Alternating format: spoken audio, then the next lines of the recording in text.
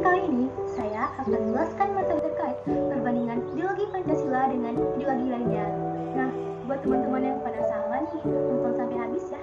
Semoga bermanfaat. Sebelum ke materi inti, kita harus tahu dulu mengenai ideologi Pancasila dengan ideologi lainnya. Nah, untuk ideologi sendiri itu berasal dari bahasa Yunani yang berasal dari dua kata, yaitu aidios dan juga logos yang memiliki makna tujuan, cita-cita, pengetahuan ataupun pemikiran. Jadi, ideologi Pancasila adalah kumpulan dari nilai, norma yang menjadi landasan keyakinan dalam berpikir untuk mencapai tujuan berdasarkan kepada Pancasila. Nah, ideologi Pancasila juga memiliki ciri-ciri teman-teman. Yang pertama, berdasarkan kepada falsafah hidup masyarakatnya, terus berdasarkan keyakinan kepada ketuhanan yang Maha Esa sesuai dengan Pancasila kita, lalu menganut sistem pemerintahan demokrasi Pancasila dan sebagainya. Nah, teman-teman, di sini kita masuk kepada macam-macam ideologi.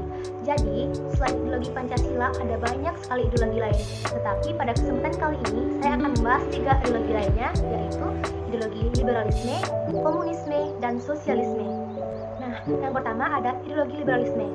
Jadi, ideologi liberalisme merupakan suatu paham yang menekankan kebebasan individu sehingga kesejahteraan itu bukan tanggung jawab dari negara. Nah, sebagai tambahan teman-teman, ternyata ideologi liberal ini dia mendukung berbagai pandangan yang sesuai dengan pemahaman mereka. Dan mereka secara umum juga mengakui hak-hak seperti hak individu, hak bicara, sekularisme, kebebasan pers dan ekonomi pasar, dan lainnya. So, bagaimana ya ciri-cirinya teman-teman? Jadi, ideologi liberalisme itu memiliki ciri-ciri, diantaranya mereka memberikan kebebasan sebesar-besarnya dan tidak ada pembatasan, karena mereka menolak adanya pembatasan. Ekonomi pasarnya pun juga relatif bebas. Lalu yang kedua ada ideologi komunisme. Nah, ideologi komunisme merupakan suatu paham ataupun keyakinan yang menerapkan sistem tanda kelas dan alat produksinya pun secara komunal diatur oleh negara.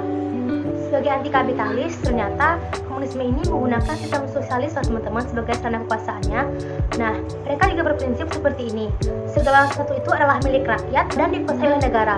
Tujuannya untuk apa? Yaitu untuk mencapai kemakmuran rata-rata rakyat. Nah, oleh karena itu, biasanya pemerintahlah yang mengatur perekonomiannya, termasuk kegiatan dan juga sumber daya ekonominya. Nah, so, bagaimana ya ciri-cirinya? Jadi, teman-teman, ciri-ciri dari ideologi komunisme ini yaitu yang pertama, mereka memiliki sifat ateis, tidak mengakui adanya Tuhan. Lalu, hak asasi manusia sebagai individu tidak diakui. Kira-kira bagaimana ya jika hak kita sebagai individu tidak diakui? Nggak kebayang ya teman-teman, soalnya kan hak itu kan sudah kodratnya setiap manusia itu memiliki hak ya. Nah, komunis ini juga memiliki program yaitu masyarakat yang makmur, antar kelas, dan tidak ada perbedaan antar individunya. Lalu mereka menggunakan sistem politik satu partai loh, yaitu Partai Komunis itu sendiri. Nah, dalam paham ini juga tidak adanya negara dan hukum, karena bagi mereka itu semua tidak penting. Dan ternyata teman-teman, komunis ini menggunakan teori perjuangan yaitu pertentangan terhadap kelas, seperti proletai dalam hubungan kapitalis dan tuan tanahnya. Teman-teman tahu nggak sih, ternyata komunis ini memiliki doktrin continuous revolution, yaitu revolusi terus-menerus. Nah, revolusi itu telah menyebar ke seluruh dunia. Maka dari itu, komunisme sering disebut sebagai go internasional. Lalu yang ketiga ada ideologi sosialisme. Nah, teman-teman bisa tebak nggak sih apa ideologi sosialisme? Soalnya ada kata sosialnya nih. Kira-kira apa ya? Ternyata ideologi sosialisme adalah suatu paham ataupun gerakan yang menghendaki suatu masyarakatnya itu disusun secara kolektif dengan tujuan untuk mencapai masyarakat yang bahagia. So, berarti ideologi sosialisme ini merupakan paham yang lebih mengedepankan persamaan ataupun pemerataan derajat antar masyarakatnya. Oh iya, yang ingat latar belakang dari ideologi sosialisme, teman-teman tahu nggak sih apa latar belakang ideologi ini muncul? Jadi, di dalam masyarakat itu terdapat dua kelas, yaitu kaum borjuis dan juga kaum proletar. So, apa itu kaum borjuis dan juga proletar? Jadi, borjuis adalah kelompok masyarakat elit yang memiliki modal besar dan menjalankan sebuah perusahaan. Nah, sedangkan proletar adalah kaum yang menjadi tenaga kerja daripada borjuis tadi. Jadi, ternyata kaum proletar ini digaji dengan upah yang sangat pas-pasan, atau bisa dibilang minim, tidak sebanding dengan kerja keras mereka. Lalu suatu ketika kaum proletar ini mengadakan pemberontakan dan lahirlah ideologi sosialisme untuk mentiadakan kelas-kelas yang ada. So, dari penjelasan tadi kita bisa tahu ciri-ciri dari ideologi sosialisme bukan? Nah, ciri-cirinya yaitu mereka yang mengedepankan kesederajatan ataupun pemerataan. Lalu alat produksinya itu dimiliki oleh negara atau negara yang menguasai. Tujuannya tentu agar tidak terjadi penyelewengan. Lalu kegiatan ekonominya seperti produksi, distribusi, konsumsi, itu semua negara yang mengaturnya. Dan rakyat tidak memiliki kebebasan untuk memiliki perusahaan. Nah, kita lanjut nih diskusi terakhir, yaitu perbandingan ideologi Pancasila dengan ideologi lainnya.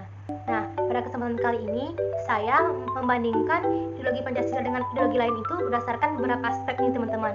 Nah, yang pertama ada dari aspek politik.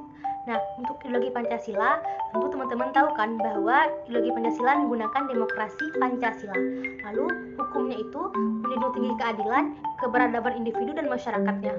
Sedangkan di ideologi liberalisme, demokrasinya itu adalah demokrasi liberal dan politiknya itu hanya mementingkan individu. Begitupun dengan hukumnya untuk melindungi individu. Dalam ideologi komunisme, demokrasinya yaitu demokrasi rakyat dan berkuasa itu mutlak satu parpol. Lalu hukum itu bagi mereka untuk melanggengkan komunis itu.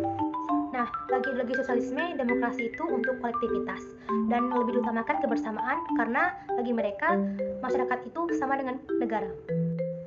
Lalu pada bidang ekonomi, dalam ideologi Pancasila, negara itu memiliki peran supaya tidak terjadinya monopoli dan rakyat juga bisa dirugikan.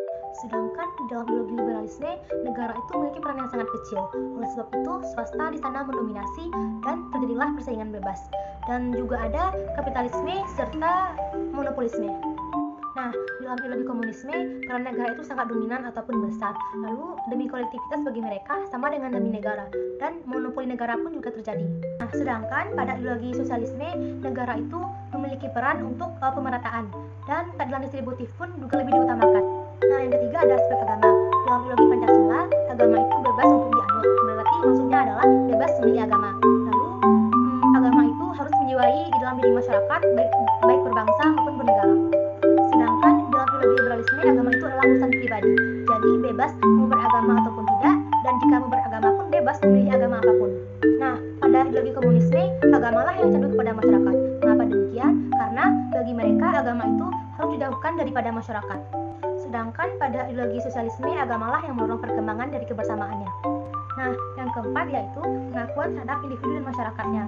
Dalam ideologi Pancasila, individu dan masyarakat itu keberadaannya sangat diakui.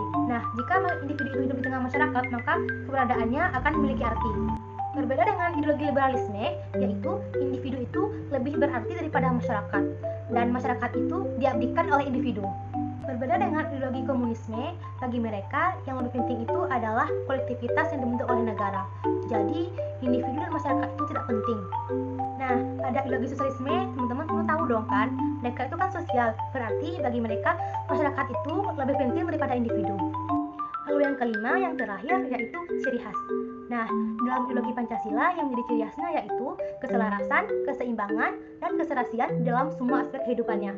Sedangkan pada ideologi liberalisme ada penghargaan atas HAM, kemudian demokrasi, negara hukum, dan adanya reaksi terhadap absolutisme. Pada komunisme yang menjadi ciri khasnya yaitu ateisme, yaitu tidak mempercayai adanya Tuhan. Lalu ada dogmatis, yaitu anti kritik dan otoriter, ingkar HAM, serta adanya reaksi terhadap liberalisme dan juga kapitalisme. Lalu yang terakhir yaitu ideologi sosialisme. Nah, yang menjadi ciri khasnya yaitu adanya kebersamaan, lalu akomodasi, yaitu penyelesaian sosial terhadap individu ataupun kelompok untuk meredakan pertentangan. Contohnya itu seperti mediasi, toleransi, kompromi, dan lain-lainnya. Lalu adanya jalan tengah. Wah, sosial sekali ya ternyata ideologi sosialisme ini.